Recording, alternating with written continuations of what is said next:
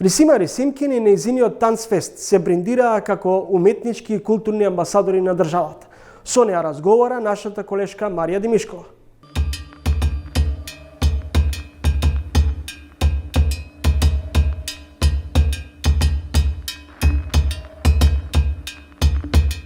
Во Париз стоевте рамо до рамо со најголемите и најпрестижните танчарски компании во светот. Како ве пречекаа парижани? Преубаво. Навистина беше извонредно искуство да се биде таму на таа сцена, во тој историски објект од секој аспект, меѓутоа и една прекрасна и многу значајна престижна сцена на современиот танц на светско ниво, така да имавме преубав приеми од публиката и од организацијата, многу беше навистина добро. Во една прилика велите идентитет е интимен танц во кој што танчерите не се допираат меѓу себе.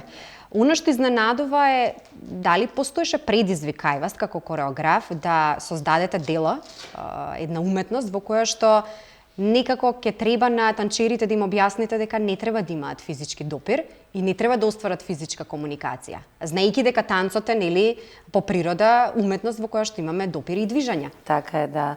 Па добро, тоа беше предизвик за сите, значи за мене и целата екипа оригинална со која што ја создававме оваа представа некаде во јули-август 2020-та, токму во екот на пандемијата, после првиот карантин или ослободувањето надвор да сме во топлиот период на годината.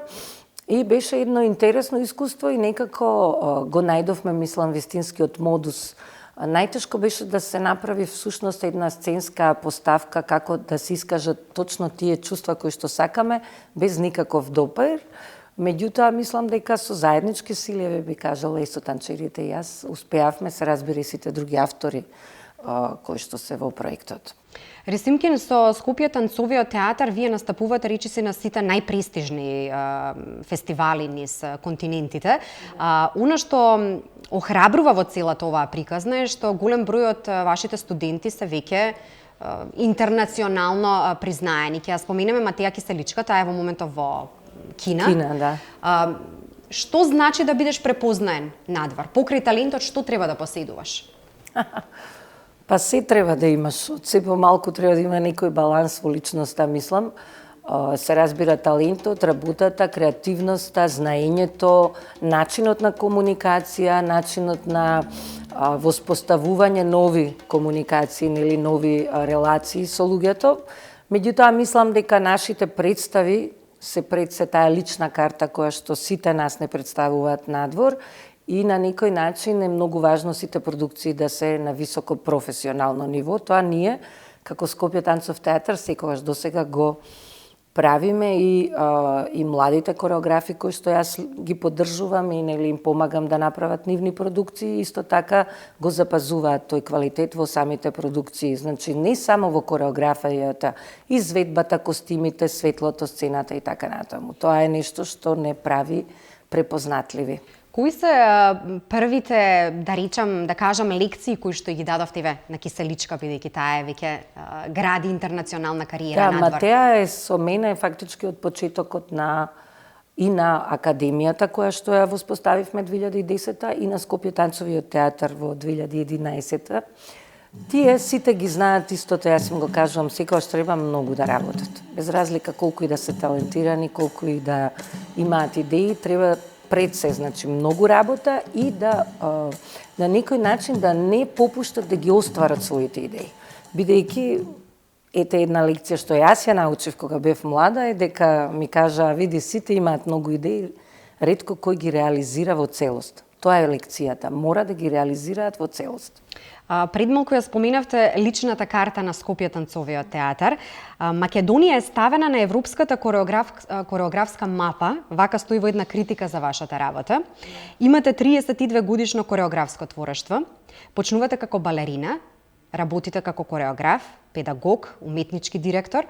А ако се вели дека танцот некако ја символизира или го символизира ритмот на животот, која е вашата животна кореографија? Па јас така си викам, си танцувам низ животот. Ние танцуваме на различни нивоа, не само во салата и не само на сцената, нели? Мислам дека умешноста да спроведуваш некој свој стратегија, исто танц, со околината, со взаемните односи и така натаму. И јас просто едно нешто мене ме води, тоа е љубовта кон танцот, кон тоа што го работам и тоа е секогаш на прво место за мене. И мислам, би сакала и моите студенти, тие што сакаат да успеат, да го знаат тоа, дека пред се е танцот, ако вистински сакаш да успееш. И кога некако танцот е основната тема или двигател на нашиот разговор, како успеавте да ја задржите слободата во танцот, со оглед на тоа дека уметноста низ годиниве сериозно доживува тектонски пореметувања? Не знам како, просто не имам некои своји идеи од кои што не отстапувам и никогаш не се врзувам за никакви политики, туку само за уметноста. Единствениот избор што го правам, тоа е во областа на уметноста и тоа е секогаш императив. Не постојат други компромиси и други врзувања. А како се создава една кореографија, Ристима? Потребно да влезете во емоциите на танчарот од другата страна, малку подобро да го запознаете, како оди целиот тој процес? Тешко е да се објасни тој процес. Знаете како е, јас сега и со студентите со кои што работам на мастер студиите на Универзитетот Гоце Делчев, зборуваме што е тоа кореографијата, не можеме да ја научиме. Јас секогаш тоа им кажувам, нема јас да ве научам да правите кореографија. Ви или можете или не. Меѓутоа има некои правила кои што може да се следат, кои што може да ви помогнат, па после може да ги раскршите и така натаму. Процесот на самото создавање е еден креативен момент кој што е секогаш различен. Се разбира, секогаш тргнувам од некаква идеја, некој импулс кој што потоа го развивам. Како живее современиот танц во овој момент, со оглед на тоа дека Скопје танцовиот театар и вашата работа низ годиниве е поддржана од холандската амбасада во земјава. Министерството за култура и оваа година одвои средства, значи, за поддршка на ваши проекти. Дали е доволна таа државна финансиска инекција, да речем, за да опстои современиот танц во земјава? Знаете како, мислам дека има еден прогрес кој што се прави преку независната сцена, која што треба дури многу повеќе да се поддржува. За жал, тоа е една борба која со годиниве се провеува и постојано имаме некои комисии кои што секогаш се водат од лични мотиви, за жал, не од вистински критериуми. Верувам дека сега е некој момент во кој што ќе можеме да направиме исчекор. И мислам дека на некој начин еве танцовата сцена се подготвува да го направи тој исчекор и да побара едни други стандарди кои што и понатаму ќе се спроведуваат и ќе се почитуваат во однос на нашето творење. А се запазуваат стандардите во земјава? Каков е статусот на танчарот како уметник во земјава? Па секогаш може да биде подобар. Независните уметници немаат многу добар статус, морам да кажам. Сега е исто многу кризно време во кое што е се неизвестно.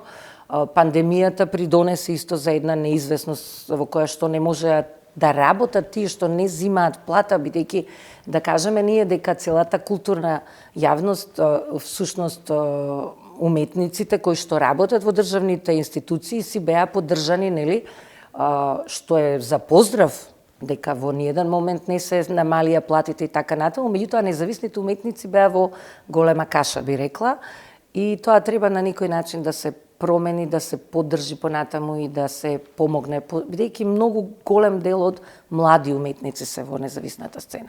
Ви благодарам за денешниот разговор. Благодарам.